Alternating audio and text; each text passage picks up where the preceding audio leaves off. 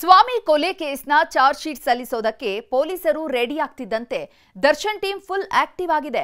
ಹೇಗಾದ್ರೂ ಸರಿ ದರ್ಶನ್ಗೆ ಜಾಮೀನು ಸಿಗುವಂತೆ ಮಾಡಬೇಕು ಅಂತ ರಣತಂತ್ರ ರೂಪಿಸುತ್ತಿದ್ದಾರೆ. ಆದ್ರೆ ದರ್ಶನ್ಗೆ 5 ಕಾರಣಗಳು ಕಂಟಕವಾಗಿ ಕಾಡೋದಕ್ಕೆ ಶುರುವಾಗಿವೆ.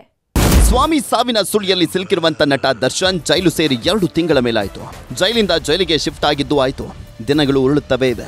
ಆದ್ರೆ ದರ್ಶನ್ ಹೊರಗೆ ಬರ್ತಾರಾ ಅನ್ನುವಂತ ಸಣ್ಣದೊಂದು ಸುಳಿವು ಸಹ ಸಿಗ್ತಾ ಇಲ್ಲ.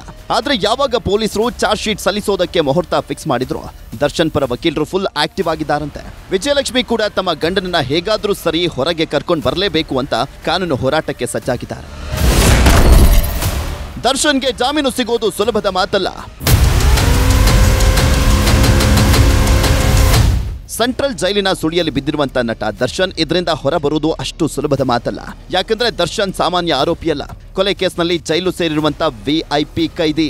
ಜಾಮೀನಿಗಾಗಿ ದರ್ಶನ್ ಕೋರ್ಟ್ ಮೆಟ್ಟಿಲು ಏರಿದ್ದೇ ಆದಲ್ಲಿ ಹಲವಾರು ವಿಘ್ನಗಳು ಎದುರಾಗುವಂತದ್ದು ಪಕ್ಕಾ ಅಂತ ಹೇಳಲಾಗ್ತಾ ಇದೆ. ಹಾಗಾದ್ರೆ ದರ್ಶನ್ ಪಾಲಿಗೆ ಯಾವೆಲ್ಲ ಸಂಕಷ್ಟಗಳು ಎದುರಾಗಲಿವೆ ಅಂತ ನೋಡೋದಾದ್ರೆ,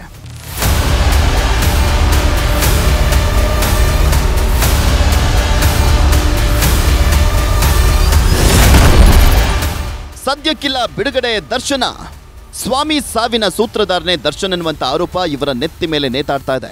ದರ್ಶನ್ರ ಸೂಚನೆ ಮೇರೆಗೆ ಸ್ವಾಮಿಯನ್ನ ಕಿಡ್ನಾಪ್ ಮಾಡಿದ್ದು ಅಲ್ಲದೆ ಸ್ವಾಮಿ ಮೇಲೆ ಹಲ್ಲೆ ಮಾಡಿರೋದಕ್ಕೆ ಸಾಕಷ್ಟು ಸಾಕ್ಷ್ಯಗಳನ್ನ ಪೊಲೀಸರು ಕಲೆಕ್ಟ್ ಮಾಡಿದ್ದಾರೆ. ಹೀಗಾಗಿನೇ A2 ಆಗಿರುವಂತ ದರ್ಶನ್ರನ್ನ A1 ಮಾಡೋದಕ್ಕೆ ಪೊಲೀಸರು ಪ್ಲಾನ್ ಮಾಡ್ಕೊಂಡಿದ್ದಾರಂತೆ. ದರ್ಶನ್ ಮೊದಲೇ ಪ್ರಭಾವಿ ನಟ. ಹೀಗಾಗಿ ಇವರಿಗೆ ಜಾಮೀನು ನೀಡಿದ್ರೆ ಸಾಕ್ಷ್ಯಗಳ ಮೇಲೆ ಪರಿಣಾಮ ಬೀರಲಿದ್ದಾರೆ ಎನ್ನುವಂತ ವಾದ ಮಂಡಿಸಲಿದ್ದಾರೆ. ಜೊತೆಗೆ ಬೆಂಗಳೂರಿನ ಸೆಂಟ್ರಲ್ ಜೈಲಿನಲ್ಲೇ ಸಿಗರೆಟ್ ಹೊಡೆದಿದ್ದು ಜಗಜ್ಜಾಹೀರಾಗಿದೆ. ಇದೇ ಕಾರಣಕ್ಕೆ ಬಳ್ಳಾರಿ ಜೈಲಿಗೂ ಶಿಫ್ಟ್ ಆಗಿರೋದು.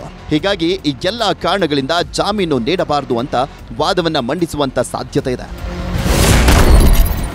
ಪವಿತ್ರಾಗೆ ಸಿಗದ ಜಾಮೀನು ದರ್ಶನ್ಗೆ ಸಿಗುತ್ತಾ?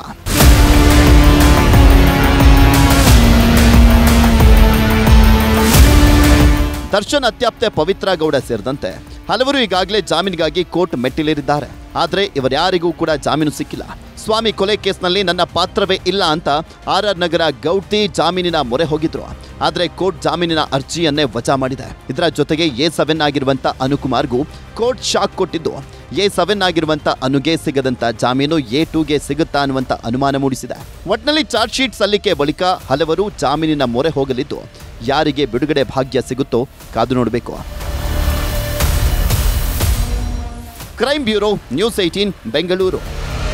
ಕನ್ನಡಿಗರ ಮೆಚ್ಚಿನ ನಿಮ್ಮ ನ್ಯೂಸ್ 18 ಕನ್ನಡ ಈಗ ವಾಟ್ಸ್ಆಪ್ನಲ್ಲಿಯೂ ಲಭ್ಯ. ಕರ್ನಾಟಕ ಮತ್ತು ದೇಶ ವಿದೇಶದ 360 ಡಿಗ್ರಿ ಸುದ್ದಿ ವಿವರವನ್ನ ನೀವು ನಿಮ್ಮ ಕೈ ಬೆರಳುಗಳಲ್ಲಿಯೇ ಪಡೆಯೋದಿಕ್ಕೆ ಈ QR ಕೋಡ್ ಅನ್ನ ಸ್ಕ್ಯಾನ್ ಮಾಡಿ. ನಮ್ಮ ಚಾನೆಲ್ ಅನ್ನ ಫಾಲೋ ಮಾಡಿ, ನೋಟಿಫಿಕೇಶನ್ ಆನ್ ಮಾಡಿ.